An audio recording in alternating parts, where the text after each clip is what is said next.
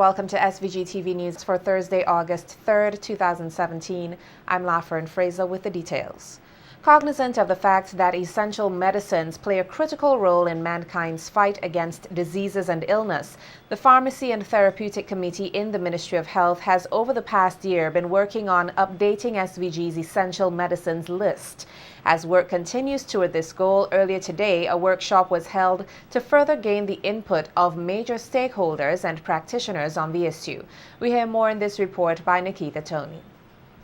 According to the World Health Organization (WHO), essential medicines or drugs are those that satisfy the healthcare needs of the majority of a population and therefore should be available at all times in adequate amount and in the appropriate dosage. With this in mind, the Ministry of Health, Wellness and the Environment, in collaboration with the Pan American Health Organization (PAHO) and the Organization of Eastern Caribbean States Pharmaceutical Procurement Services (OECS-PPS), held a workshop here earlier today, Thursday, August 3rd, to gain the input and feedback from relevant stakeholders as they move towards updating SVG's essential medicines list. Pointing out that medicine plays an important role in public health outcomes, PAHO Country Representative Anik Wilson urged all participants to get fully involved in the day's proceedings. Which is the essential medicines list is updated every 2 years.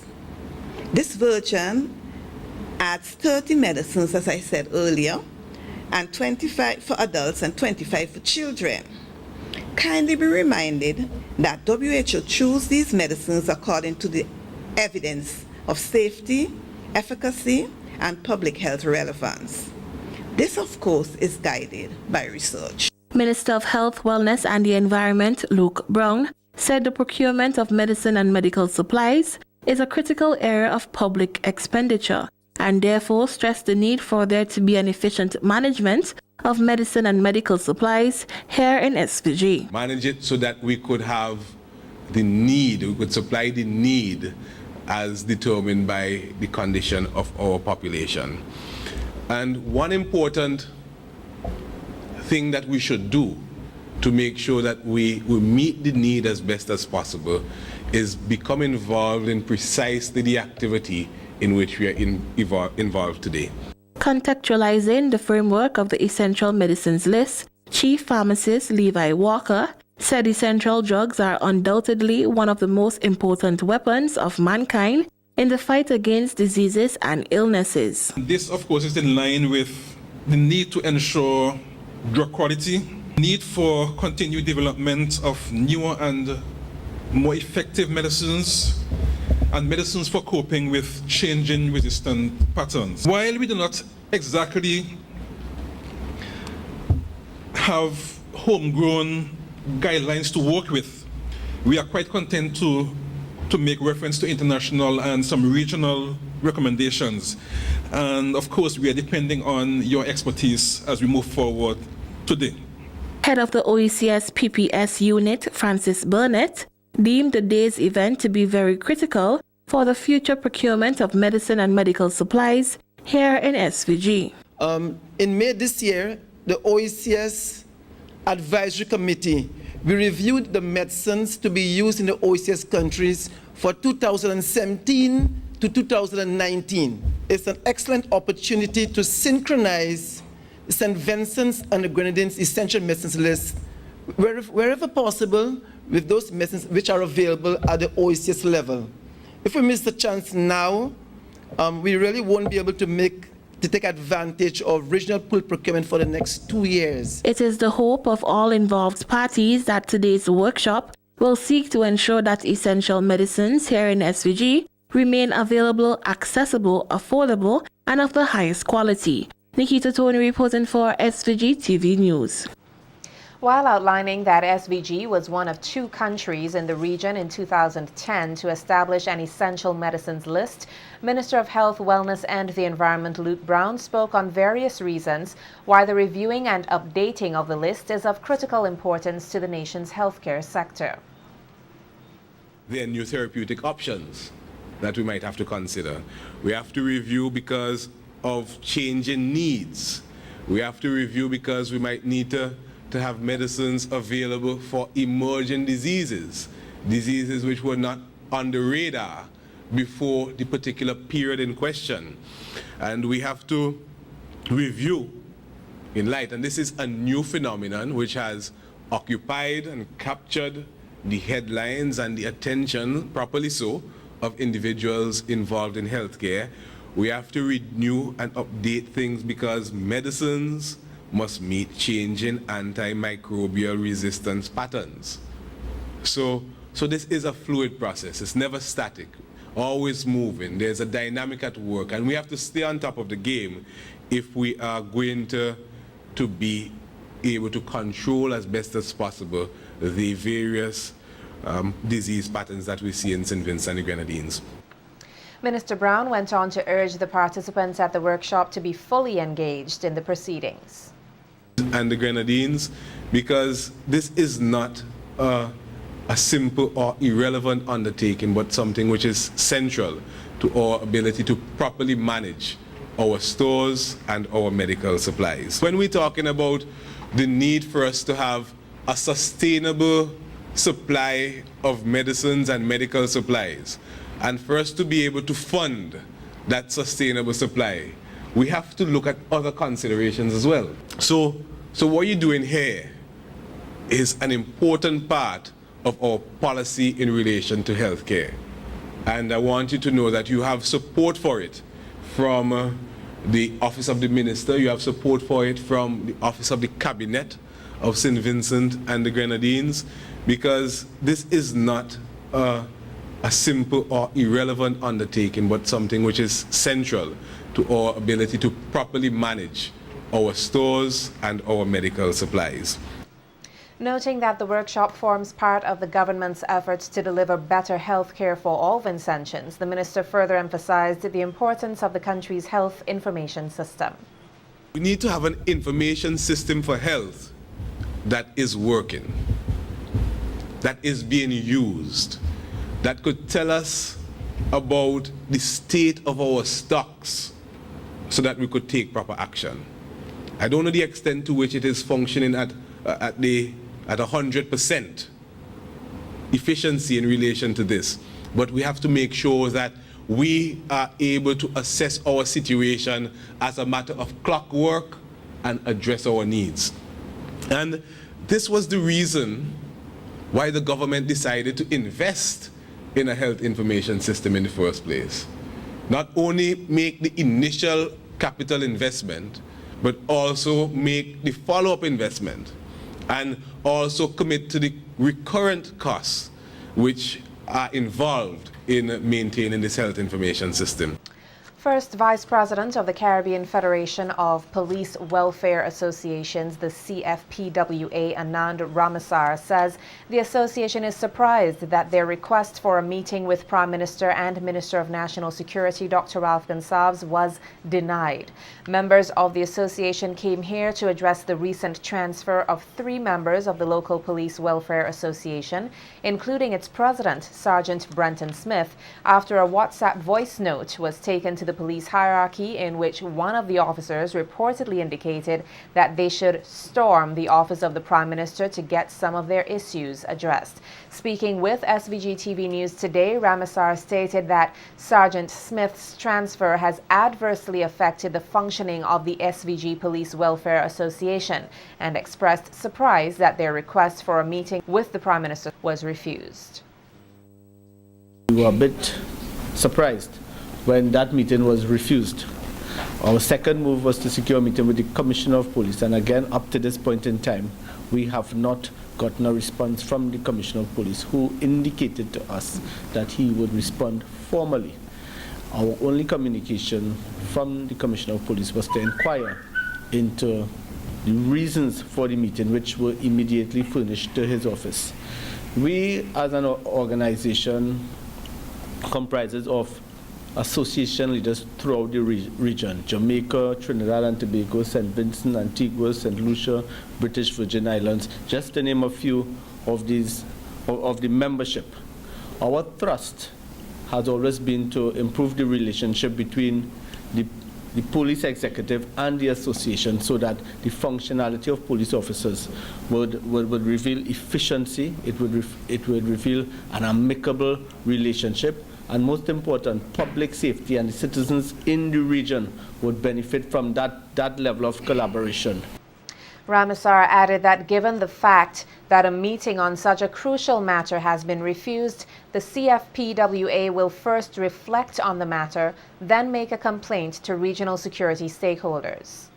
We feel as a regional body, that is CFPWA, that an opportunity has been lost in St. Vincent insofar as our efforts to improve relationship, look at the issues which we have recognized are not limited to St. Vincent, but they appear in a lot of the Caribbean islands. We as an organization will now meet with our executive, and based on our observations, based on the fact that we were not able to secure a meeting, we find ourselves with no other option but to reflect on it, analyze it, and coming from the membership, it is clear that we will be approaching the stakeholders in national security in the Caribbean and making a complaint on this issue. The Anti-Trafficking in Persons Unit, ATIPU, is appealing to young adults who have just now completed their education and are seeking gainful employment to be very careful about what they post on social media and the kinds of jobs they accept, and also to be aware that not all jobs advertised are real. Human trafficking affects men, women, and children, and according to the unit, victims of human trafficking are promised a better life and good jobs, but are often forced into dangerous, illegal, abusive, and terrible working conditions. Throughout the day, SVG has been experiencing cloudiness and occasional showers, heavy showers too. According to the local Met services, the moisture levels are expected to remain elevated into Friday. Residents and motorists are asked to exercise caution. The Met services say they are monitoring a large area of showers and thunderstorms associated with a vigorous tropical wave. Environmental conditions are forecast to be conducive for gradual development, with a 60% chance that a tropical depression could form next week over the tropical Atlantic Ocean. Farmers from several communities across SVG will soon be benefiting from greater access to their farmlands under a BNTF project which will upgrade roads in these areas. That is according to Minister of Agriculture Saboto Caesar as he spoke at a briefing highlighting roads which would soon be repaired and upgraded. The ceremony also featured a signing by representatives of Minute Maid Heavy Equipment and Reliable Construction and Heavy Equipment Rentals, the two companies who will carry out the project. Minister Caesar said within the next 3 weeks the work will commence in these areas at a cost of $1.9 million. Speaking on the work which will take place in Lomond's Windward area, Minister Caesar said the project aims at upgrading the Browns Road, giving farmers better access to their farmlands. The Browns Road is located in the constituency of South Central Windward, and it has been an issue for several farmers and persons in the community not having access, particularly when it rains, to certain areas connecting the main road to their farmlands. We are working to advance agriculture in St. Vincent and the Grenadines, and it is critical as we advance the agricultural sector that we ensure that the requisite infrastructure is not only put in place but also maintained. And I know that the people of Higher Lomans and surrounding areas will benefit significantly by the improvement in access to farmlands and other services by the upgrading of the Browns Road. Farmers in the Cotton Ground area of Richland Park are also expected to benefit under the project, and the minister expressed hope that the project would receive the full participation of the community. In 3 weeks, a contract being executed for the improvement of access services and access to farmlands by the Cotton Ground community of Richland Park, and this is in the constituency of Mariaqua.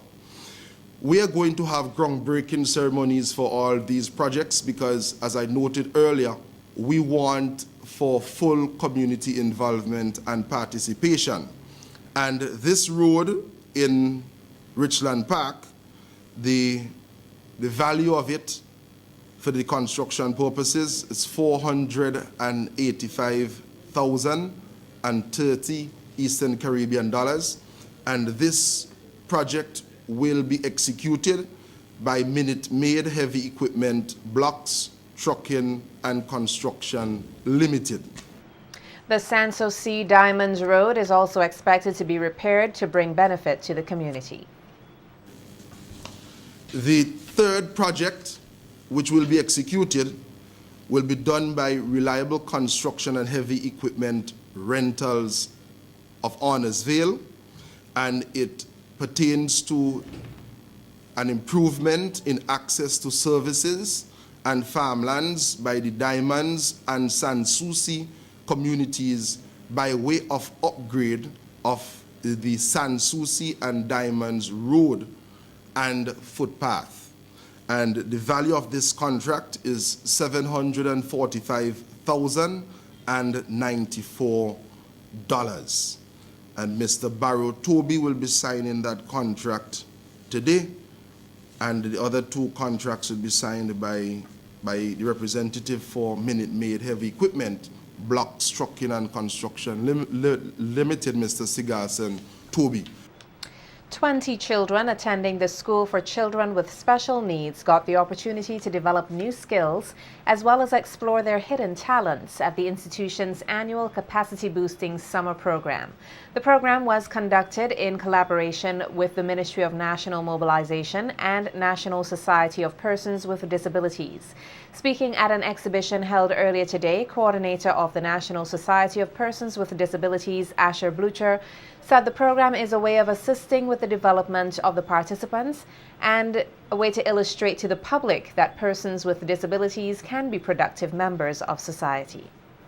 Here it is that the public can actually see that persons that are differently abled and within the community are able to adjust themselves and give an actual productive outline of different items that can be used within the household, as well as becoming young entrepreneurs as well. This is an avenue for persons to create revenue, and it's also an avenue for persons to be able to showcase their talents and their different skill sets that have been learned at the school with children with special needs. Again, this is a venture where we are encouraging persons to take a look, also to support the children for schools with children with special needs, as well as their parents. I want to say thank you to the parents and the guardians for coming out and supporting their different child and also their family members. There are some of them who have caretakers that are pushing them so they can showcase their talents.